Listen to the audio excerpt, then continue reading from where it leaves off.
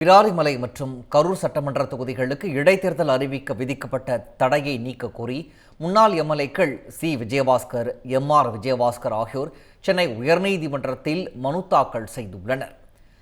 தேர்தல் வழக்குகள் நிலுவையில் இருப்பதால் விராலிமலை, கரூர் உள்ளிட்ட 5 தொகுதிகளுக்கு இடைத்தேர்தல் அறிவிக்க ஜூலை 10ஆம் தேதி உயர்நீதிமன்றம் தடை விதித்தது.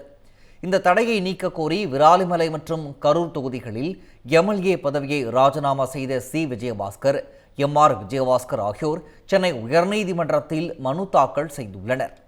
சி விஜயபாஸ்கர் தரப்பில் தாக்கல் செய்யப்பட்டுள்ள மனுவில் தாம் பதவியை ராஜினாமா செய்த பிறகே தேர்தல் வழக்கு தாக்கல் செய்யப்பட்டதாகவும், இடைத்தேர்தல் நடத்த அனுமதித்தால் சட்ட சிக்கல் ஏற்படாது எனவும் தெரிவிக்கப்பட்டுள்ளது.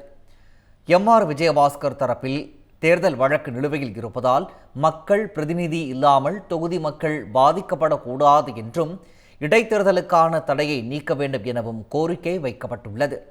முன்னாள் எம்எல்ஏக்கள் தொடர்ந்த மனுக்கள் ஆகஸ்ட் 24ஆம் தேதி சென்னை உயர்நீதிமன்றத்தில் விசாரணைக்கு வர உள்ளன. தமிழ் ஜனம் சேனலை சப்ஸ்கிரைப் பண்ணாம பார்த்துட்டு இருந்தீங்கன்னா மறக்காம சப்ஸ்கிரைப் பண்ணிடுங்க.